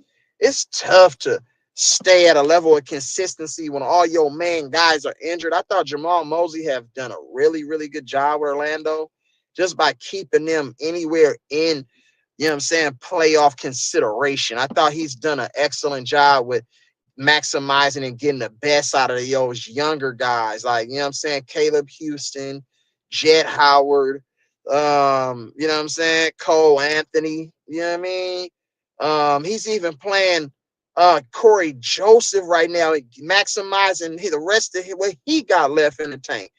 Jamal Mosley is a really, really, really good coach, bro. I respect Jamal Mosley, like, real talk. Like, you know what I'm saying? I respect Jamal Mosley because they've had a ton. a ton of injuries. Like, you feel what I'm saying? So you still got Anthony Black, who's having a career year, you know what I'm saying, being forced to play more minutes than he would have had to have had to, you know what I'm saying? So they're gonna be okay, bro. They're gonna be all right. They're gonna be all right. But I think that's a bad matchup for Cleveland, though. You know what I'm saying? But I already mentioned the Knicks, mentioned them. You know what I'm saying? The Atlanta Hawks and the Miami Heat. The Heat have been playing really, really well as of late. You know what I'm saying? And this is what they hope they would look like when they first acquired Andrew Wiggins. Andrew Wiggins has been playing really, really well since he's became a Miami Heat. He was playing really, really well when he left the Warriors, but I just feel like he wasn't going to have that same sort of impact that he did in 2022. And the Warriors felt that. They felt like they had to make a move out of desperation. They had to get somebody in there that can change like the culture and bring some sort of like killer mentality towards the table, because we know Wiggins is just a nice guy. You know what I'm saying? Wiggins ain't going to yell at you. He ain't going to mix it up with you. He ain't going to say too much. He just going to go out there and play. But Wiggins have turned into a different player since he's gotten to Miami. He's more vocal. He's more demonstrative. There's more gestures now. He's talking more. He's showing more emotion. So this stuff be coming from left field. I'll be like, what the hell? Like, dude, you never was like that when you played for us. You know what I'm saying? So yeah, so that's just what that is, though. But I haven't really spoke on Denver. I spoke on Denver a little bit, but let me just get to their bench. You got PJ Watson, you got Christian Brown, and you got Russell Westbrook. And then you got Najee and, you know what I'm saying, Julian Strather, who's been injured, and all those guys. I just don't think that they have enough. You feel what I'm saying? I don't think that they have enough. Russell Westbrook has not shown me that he could consistently make outside shots and be a threat from the 3-point line when they pack the paint. I know he's shotting better, but the stakes and the pressure is much higher in a playoff series. I don't think that Russ can consistently shoot and be a threat from the outside the paint. And then sometimes, he gets sped up where he plays one speed. That's erratic. He's really, when he plays like that, it's very, very tough because he's turnover prone in those situations, being out of control and then looking at the ref to bail you out and then arguing. You know what I'm saying? We know he's going to give energy. You know his leadership is going to be there. You know what I'm saying? We know he's going to play defense. But it comes down to, can you make shots? You know what I'm saying? Can you make shots? And I don't think that Russ can be the Bruce Brown or the KCP that Denver needs in order to win a chip. You get what I'm saying? Now, I know the emergence of Christian Brown has come along, but a lot of those plays that Christian Brown makes are off of, you know what I'm saying, Jamal Murray, the Joker. Like, you feel what I'm saying? What's going to happen when people game plan for you? What kind of player are you going to be? What kind of impact are you going to have on the game? You know what I'm saying? Because Christian Brown, he can shoot wide open threes. He's athletic in transition. You know what I'm saying? But what happened when they're not allowing you to cut back door? When they're not allowing you to get out in transition and get rim runs? When they're not allowing you to catch and shoot spot up wide open threes? What are you going to do there? Are you that great defensively to where you can impact, you know what I'm saying, the game and change the series just based off of your defense being able to guard 1 through 3? I don't think that he is. You feel what I'm saying? So that's just what that is. Right. That's weird. Why the players don't play the same way they used to play when they had a high level of success. Russell Westbrook's mid range was almost unstoppable back in them times. He'll come at you full speed and has he pull up. And it used to be all net. He used to hit that shot consistently. You know what I'm saying? But all of a sudden, it's just like he doesn't even take that shot anymore. And I'm like, I don't understand why though. Like, you feel me? You were really good and consistent at that shot. Why wouldn't that be? He still has his athleticism for the most part. Why wouldn't that be a shot that you would go to more in a high pick and roll when they're sagging off of you? Take the midi, right? That's what I would think. He did. He used to kill us, bro. Jared Allen is a beast. He and Mobley is a nightmare. I think they should have traded for Bogdan Bogdanovic. Hey, that's a good point. Harden never really had a mid-range though, Conquer. Not in my opinion. Harden was all this the same player. He'll mixtape you up, whoop, whoop, whoop, get to the paint and get them floaters, or he'll whoop, whoop, whoop, step back threes. It's the same player. He just started going to his mid-range post game this year. He never really was a mid-range type player. You know what I'm saying? But people missing that mid-range game is effective. And everything comes back to the jump shot, you guys. Everything comes back to the jump shot. The jump shot is the most effective thing that you can do. The jump shot, the pump fake, and the 2-foot jump stop. You know what I'm saying? Those are effective, basic fundamentals. That's why you see all of the best players, you know what I'm saying, all got a deadly mid-range game. Feel me? Devin Booker, if you wanted to consider him the best player, but his mid-range game is crazy. Who else? You know what I'm saying? KD, mid-range game is crazy. Kawhi Leonard, mid-range game. You feel what I'm saying? I can keep going on and on. The Kyrie, mid-range game. Like, the mid-range game is so important, bro. Jamal Murray, that mid-range game, it's everything comes back to the jump shot. So that's why I say Jimmy Butler had that mid-range too. But then for whatever reason, it's just like he's scared to shoot it. I'm like, Jimmy Butler, just be you. If Jimmy Butler can just be him, bro, what he was in Minnesota and Chicago, I know he's not the same athletically, but guess what? You can jump a little bit higher on your jump shots. When Jimmy Butler elevates for the little mid-range shots that he takes when he does shoot when he's with the Warriors, he almost shoots like 80%, bro. Like, you know what I'm saying? It's like, so don't give up on the pull-up. Don't give up on the pull-up. Everything always resorts back to the pull-up jump shot. You know what I'm saying? Period, point blank. Yep, Vince Carter. Vince Carter is oh yeah, I feel you, Conquer. I see what you're saying. I see what you're saying, Conquer. Under Kevin McHale, yeah, it's a little different.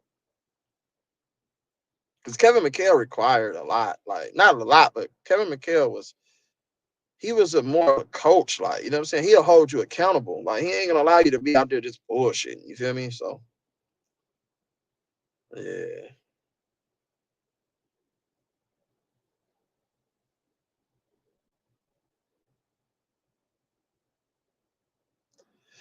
So that's that. Vince Carter is better than James Harden, in my opinion. Vince Carter's bandwidth, though, but I don't think Vince Carter was a really great defender at his position. That's the thing that kills me, y'all. It's the defense of these guys. These guys just don't like guarding people. You know what I'm saying? So I don't understand that part.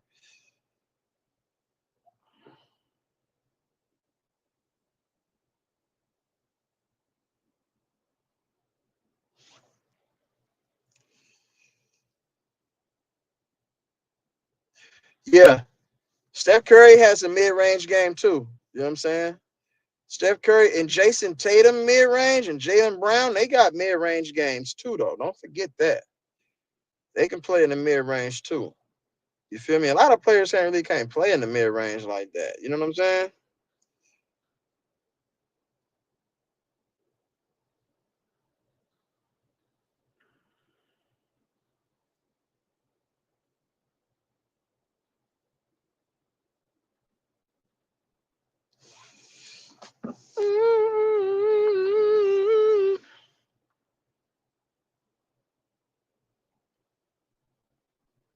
Who, the Cavs?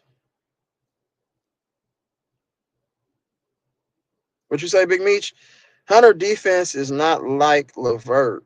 Cleveland made a bad trade. Big Meech, no. No, Big Meech. I disagree with that, Big Meech.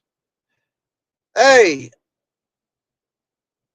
DeAndre Hunter played defense in Virginia when he won Player of the Year in the Final Four, bro. Hey, DeAndre Hunter can guard, bro. He can guard. And DeAndre Hunter's offense is more consistent than LeVert. LeVert is pretty inconsistent. It's a reason why LeVert didn't played on all these teams already. You know what I'm saying? He's a journeyman already, though. But DeAndre Hunter, hey, DeAndre Hunter, if the Warriors had a DeAndre Hunter on their team, bro, DeAndre Hunter is sort of equivalent to a Mikal Bridges. They kind of the same player to me. Like, you know what I'm saying? They're long, they can shoot, you know what I'm saying? They can guard when they really want to, you know what I mean? So, but I thought that was a good trade for them, bro. Like, you know what I'm saying? I thought that was a good trade because Niang and all these different players, they wasn't really getting that much run. Like, I mean, you know what I'm saying? The rotations wasn't really solidified. So they had to shorten their rotation up. So essentially, they got rid of two guys and put one in. So now it shores up their rotation. You feel what I'm saying?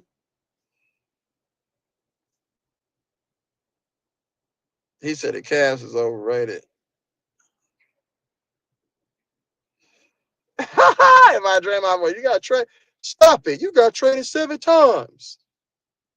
You got traded 7 times. Kuminga was set. Hey, Kuminga was like, guard me 1-on-1, nigga. Kuminga got at him, was like, guard me 1-on-1. You can't guard me 1-on-1, nigga. Shut your ass up. Kuminga was gonna torch that nigga. He can't, hey, niggas can't guard Kuminga 1-on-1. But what Kuminga needs to understand, the game isn't played 1-on-1, homie. You have people crowding you. So when you get that ball in space, you have to keep your dribble low and tight and secure that ball and get to his jump stop off of 2 feet, pivot, and then get to your mid-range game. See, once Jonathan Kuminga understands how to utilize his ball handling, he's going to be okay. See, right now, he goes in sometimes when he's dribbling and he just flails his arm looking for fouls. Stop trying to foul bait because they're not going to give him the call. You're not Austin Reeves. Even though I feel you're better than Austin Reeves, you're not Austin Reeves. Austin Reeves has a way much tighter handle, you know what I'm saying, and more of a consistent jump shot. But as an all-around guy, I feel like Jonathan Kuminga's potential and talent outweighs Austin Reeves. But you have to be able to have a handle, though. You can't be about here turning the ball over and trying to flop. Focus on trying to finish those plays where you feel like you get contact. Focus on trying to finish those plays. Like, you know what I'm saying? I think that's how Jonathan Kuminga plays. See, Jonathan Kuminga kind of remind me of a Corey Maggette. Corey Maggette was very, very strong, had a good first quick step. He was athletic, you know what I'm saying? But he always got to the free throw line because he did that foul baiting. He would just go in, not even looking to make the basket. He just go in and try to get a foul to get to the free throw line. He wasn't even trying to convert and ones. That was the one thing about Corey Maggette when he played for the Warriors and when he played for the Clippers. You know what I'm saying? I used to love Corey Maggette because he went to Duke, you know what I'm saying? And I was a Duke fan. But he needs to understand how to be more in control at the point of attack, bro. Like he's be out of control sometimes. I be like, just calm down, Kuminga, relax. And I think that's why sometimes the Warriors be like, man, we can't play this dude. He's tripping. He gets in those modes where he feel like he ain't getting no calls and it takes him out of his game and he start complaining to the refs. The Warriors don't like them type of players, bro. They want you to be a player that consistently just goes out and goes about your business without all the complaining and the you know what I'm saying, the sloppy play. That's why they be putting them on the bench. They be like, man, here he go with this shit. But when Kuminga's locked in, they don't have no choice but to play Kuminga. Like real talk. So we'll see what happens with that. Yeah, for sure, for sure. I like what's the name though? Straight out of Michigan, bro. You know what I'm saying? Straight up out of Michigan. I like Karis LeVert though. You feel me? Karis LeVert, he was a, you know what I'm saying? When he was in Brooklyn, he used to get them niggas buckets. Like I ain't gonna lie though. He's one of those bucket getters, but is he really gonna impact winning? Like, you know what I mean? So that's my thing. Do these teams really feel like some of these players impact winning like that? When you get traded that many times, it's obviously that the team feels like you're not a fit and you don't impact winning. So they feel like they can get a player of your same stature, you know what I'm saying, but has more of an impact on winning. Like, you know what I'm saying? So that just meaning knowing when to shoot, you know what I'm saying, knowing when to get your teammates involved and just knowing your role, playing defense, being a two-way player, you know what I'm saying? Just knowing your role. Some of these players get to the NBA and feel like, okay, I was a star at this level. I was a star at this level. I'm going to be a star at this level. The NBA doesn't work like that. You have to settle and play a role when you get to the NBA. Everybody on the team can't be stars. But guess what? You can be a damn really good role player and make a lot of money and last in the league for a long time and help win championships. You feel me? So it's all about sacrifice. A lot of these players don't know what sacrifice is like. I have to sacrifice a part of who I am to help this team become who they trying to become. So that's what a lot of these young beach players who you see, they're like, man, he got star potential. But it's a caveat to that. You got star potential, but we already got stars that we're basing our teams around in the league around. You know what I'm saying? So it's if you don't fall in line with the rest of those, you know what I'm saying, 26 to 35 all-stars, then you're just somewhere in the middle. You're somewhere right below that. Like, you know what I'm saying? So it's like we can't really market you like that, but you can become a really, really good role player for a team. You feel what I'm saying? So I think that's what they're trying to turn Kuminga into, is a really, really, really good role player type player. But I think that Kuminga has star potential. He has to work on how he addresses and handles the media.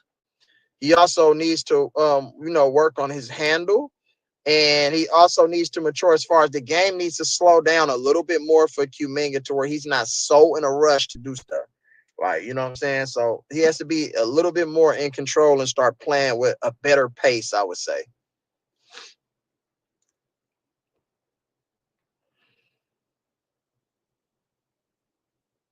Yeah, you can be a star in your role.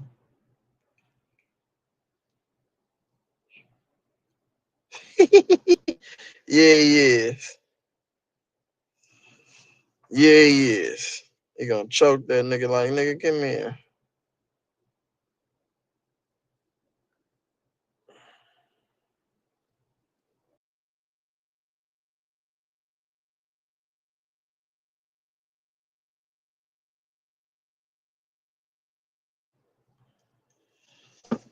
Yeah, we back.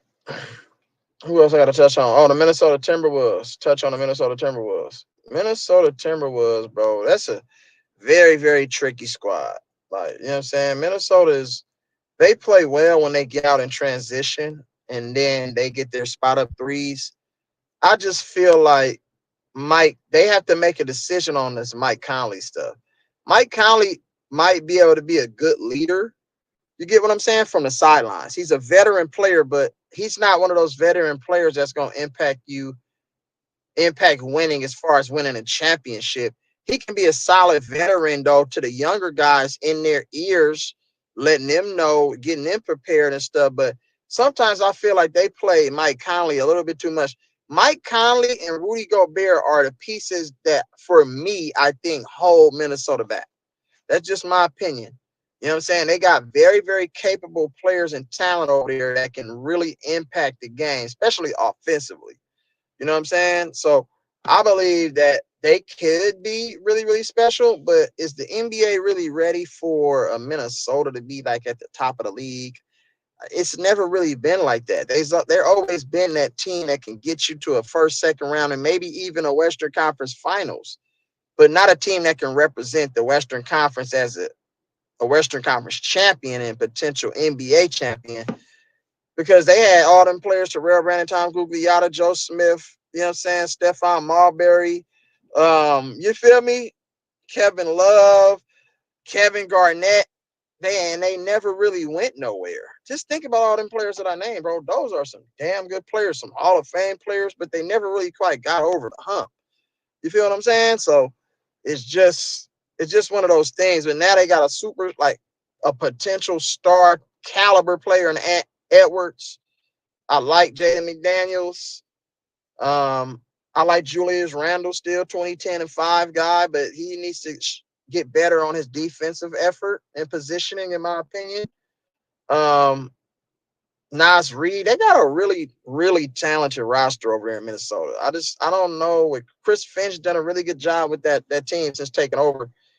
I just don't know if they're going to be able to maximize their potential. Like, you know what I'm saying?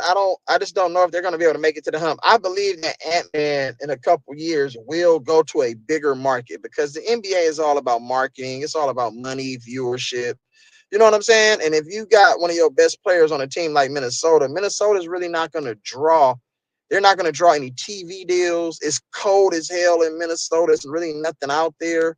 Like, so you want your star players to be in on bigger market teams. I don't agree with that, but that's sort of how the NBA been ran for a long time. Like, you know what I'm saying? The best players are on the bigger market teams. Like, let's just be honest. And those teams essentially go to and represent, conferences and NBA finals. You feel me? Or at least are always in the conversation or somewhere around, that level. You see what I'm saying? So I just don't know, but they're tricky. Minnesota can be really, really good though, but they kind of took a back seat. They've been battling a lot of injuries too, and inconsistent play from key guys. So we'll see what happens down the stretch of the season with them. Ant-Man got too much shit going on. That nigga in commercials. He got shoe endorsements. Sometimes, y'all, this stardom stuff, bro, it be too big for players. The stardom and all the press that they get, it's too much. A lot of these players wish they didn't have to do any interviews. They wish there was no cameras following them. They wish they can just be regular Samaritans and regular people and just hoop. Unfortunately, in the society and the world that we live in, everything is about marketing. Like, you know what I'm saying? So you're that's just the way it works. Like, you have to adjust. Like, you know what I'm saying? You have to adjust. I know you can have your private endeavors and stuff on the side and still be a basketball player. Sometimes that's why I be like, man, Kobe was great, right? Kobe had stuff going on outside of basketball, but Kobe's top priority, him and Jordan, was basketball.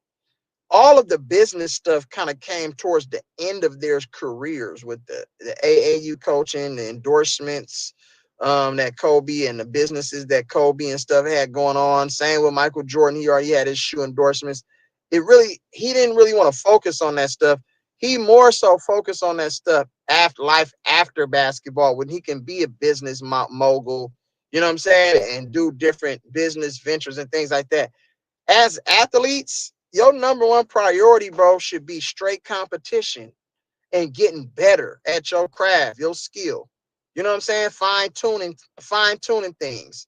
Being a student of the game. That should be your main focus and priority as an professional athlete. But they let all these other things impact and affect and derail their careers. Like, you know what I'm saying? So it's sad, but that's just the way that the game goes. So they need to start getting back to putting more emphasis and focus and attention to detail on the right things, and that's just becoming a better, a better athlete. You know what I'm saying? A better player. You feel what I'm saying? A better teammate, and then let everything else take care of itself. Like, you know what I'm saying? Because those things gonna come. Mark, your publicity, your endorsement contracts, endorsement deals, all that stuff is gonna come with success, bro. Just stay 10 toes down and just focus on what you need to do, man. You know what I'm saying? To help your organization and team ultimately become that team and organization that the league can sort of center its, attention around. You feel what I'm saying? So that's what I feel.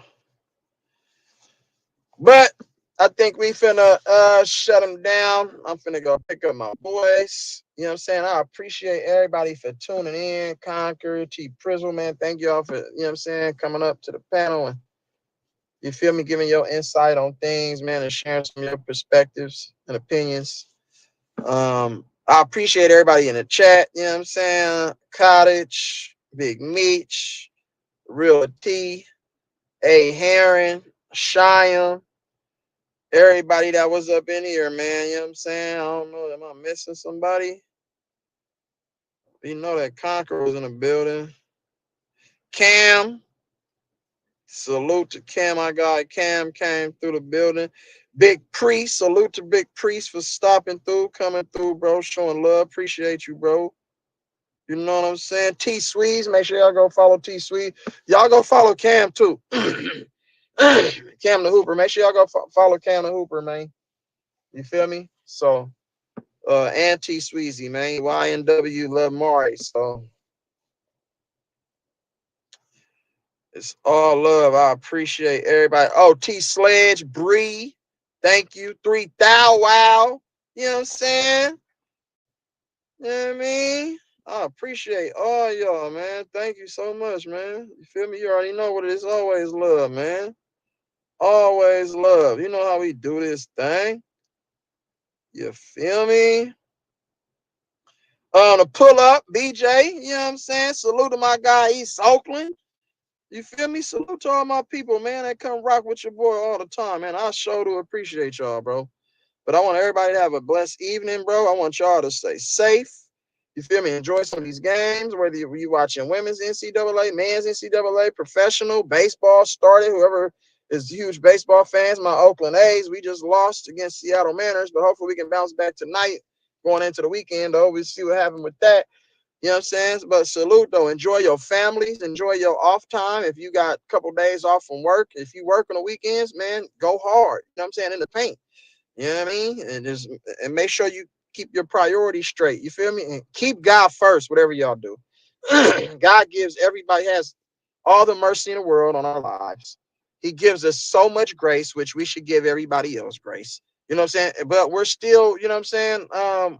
We're still in the flesh at the same time, guys. God gives us free will, you know what I'm saying? And a lot of times we use that free will to make certain decisions based off of how we're feeling, you know what I'm saying, um in that moment. So, but if we can channel, you know what I'm saying, our feelings and our emotions and make sound, wise, you know what I'm saying, rational decisions, then I think that we can become, that's a start to becoming a better person of yourself, a better version of yourself. Like, you know what I'm saying? So we all owe that, you know what I'm saying, to God. It gives us grace. He allow us to work, you know what I'm saying? He allow us to, breathe this fucked up ass air that these motherfuckers is tampering with. You know what I'm saying? The water filtration systems that's being tampered with. But guess what? He still allow us, you feel me, to do what we do every day. So just make sure that y'all get aligned with, with God, man. If you ain't saved, I advise everybody become saved, bro. Because God is real. Like real talk. God is real. So but on that note, I'm out. Love and appreciate y'all, bro. Like always, love, live life.